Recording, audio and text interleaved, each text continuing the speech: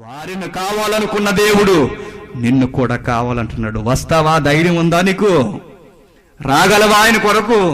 నేను పనికొస్తానా దేవుని కనుకో? ఆయనకి ఎవరు కావాలి తెలుసా? పనికి రాని వారు ఆయనకి కావాలి. లోకంలో జ్ఞానులు కాదు, అది తర్వాత విషయం. మొట్టమొదటి ఆయనకి కావలసినది నీలో ఉన్న పవిత్రత, ఆయనతో గడపవలసిన సాహసంతో కూడిన జీవితం.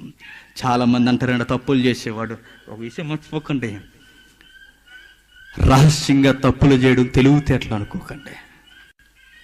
మరుగైన స్థానంలో తప్పులు చేయడం తెలివితేటలు అనుకోకండి. ఒకవేళ అదే తెలివితేటలు అనుకుంటే ఏసేపు నీ ముఖం మీద ఉమ్మేస్తాడు. ఏసేపు తెలివైనడు కాదు చెప్పండి. ఆయనకి రహస్యంగా ఎన్ని అవకాశాలు వచ్చాయి, వదిలేశాడు. రహస్యంగా చేయడం తెలివితేటలు కదయ్యా, అది జీవితంలో దిగజారిపోవడం. ఒక మంచి ఎగ్జాంపుల్ చెప్పనా? బైబిల్ పట్టుకుని తప్పులు చేస్తున్నాం అనుకోండి, మెడకి ఉరుతాడు తగిలించుకొని లూజుగా ఉంది కదని దూరంగా వేగంగా పరిగెడుతున్నాం అనుకోండి, ఏదో ఒక రోజు అది ఎండ్ అవుద్దన్న సంగతి మర్చిపోకు. ఒకేసారి వెనుకకు లాగుద్ది. పాపం కూడా అంతే. పరిగెడుతున్నప్పుడు బాగుంటుంది, చర్చికి వెళ్తున్నప్పుడు ఏమీ కాదు, కానీ ఒక రోజు ఉంటుంది గుండెలు బాదుకునే రోజు.